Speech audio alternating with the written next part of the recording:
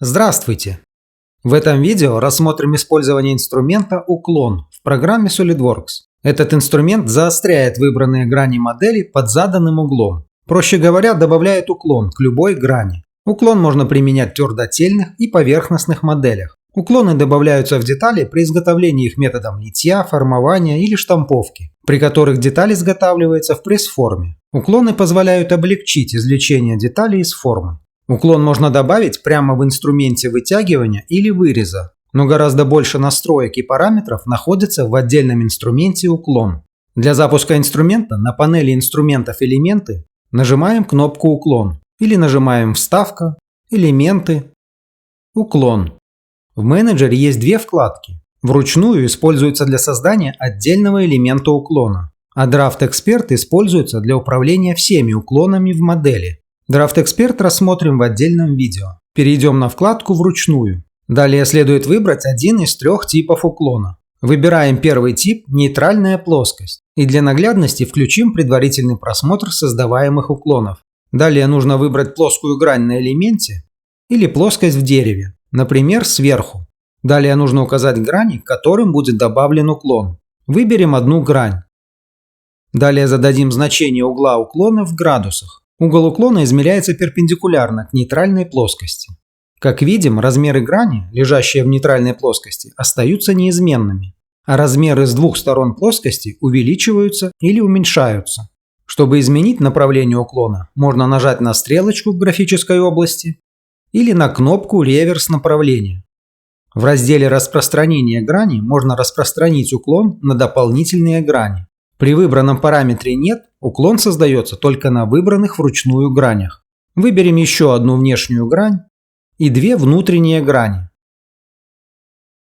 Нажмем ОК. В теле появились уклоны 4 граней. Две внутренние грани расширены внутрь, а две внешние грани – наружу. И все 4 выбранные грани сужаются к верху детали. Рассмотрим дополнительные параметры распространения граней на втором примере. Запускаем уклон и в качестве нейтральной плоскости указываем верхнюю грань детали. Выбираем для уклона одну грань и выбираем из списка параметр по касательной. Дополнительные грани не выбираются, потому что у этой грани нет касательных граней. Тогда выберем противоположную грань, имеющую скругление, и нажмем правую кнопку мыши. В результате уклон был добавлен не только в выбранную грань, но и в две касательные грани. Скроем эти элементы и запустим уклон. Выберем верхнюю нейтральную плоскость и не будем указывать грань для уклона. Просто выбираем из списка параметров все грани и нажимаем ОК. В результате уклон был добавлен во все внешние и боковые грани 3 элементов и на внутренние грани выреза. Нажимаем «Редактировать определение» и выберем из списка внутренние грани. Нажмем ОК.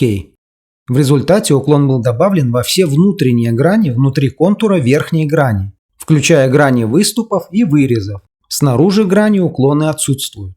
Нажимаем «Редактировать определение» и выберем из списка наружные грани. Нажмем ОК.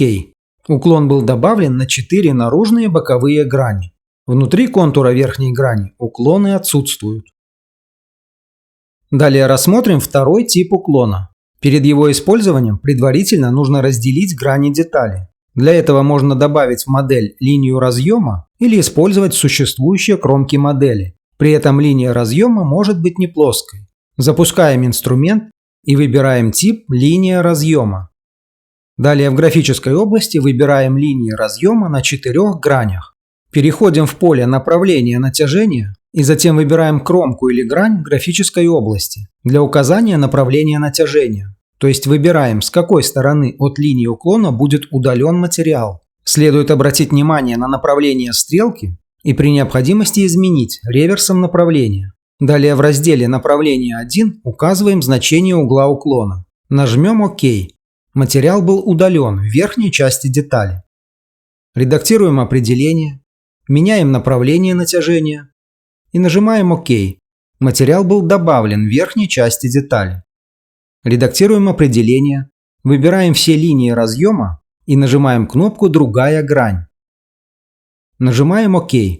Материал был удален в нижней части детали.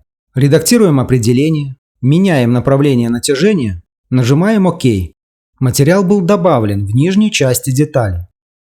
Снова редактируем определение, выбираем только отдельные кромки и нажимаем «Другая грань». Нажмем ОК. В результате материал был удален для одних граней и добавлен для других. Редактируем определение и возвращаем начальные настройки. В разделе «Распространение граней» кроме «Нет» доступен только параметр по касательной для выбора касательных граней. Также можно создать уклон сразу в двух направлениях. Включаем направление 2, и в графической области кроме одиночных стрелок для первого направления появляются двойные стрелки для второго направления. Для каждого из направлений можно задать свое значение угла уклона. Или включить параметр «Симметричный уклон» для задания одинакового угла уклона в обоих направлениях. При этом, если для направления 2 задан угол уклона, то параметр «Другая грань» недоступен. Нажмем ОК. Созданы симметричные уклоны для двух направлений. В следующем примере нажмем «Уклон» и выберем тип «Линия разъема». Только в этом типе доступен параметр «Использовать уменьшенный угол». При выборе этого параметра угол уклона на некоторых участках грани под уклоном может быть меньше заданного угла уклона. В качестве направления натяжения выберем плоскость сверху, а в качестве линии разъема дуговую кромку. Угол уклона зададим в 15 градусов. Включим предварительный просмотр, но уклон не появляется. Для этого случая, когда нормаль одной или нескольких боковых граней, смежных с кромкой и гранями, которым придается уклон, практически перпендикулярно значению параметра направления натяжения, активируем параметр «Уменьшенный угол». Нажмем ОК. В результате уклон грани создается, но при этом угол уклона в сторону узких концов меньше заданного значения угла в 15 градусов. Редактируем определение, меняем направление натяжения и нажимаем ОК. Теперь при создании уклона материал был удален из грани. Далее рассмотрим третий тип уклона – уклон с изломом, который является разновидностью уклона линии разъема. Поэтому перед его использованием нужно разделить грани, добавив в модель линию разъема. Для примера добавим линию на две противоположные грани детали. Далее нажимаем «Уклон» и выбираем тип «Уклон с изломом». Задаем значение угла уклона в 5 градусов. В качестве направления натяжения указываем верхнюю грань детали.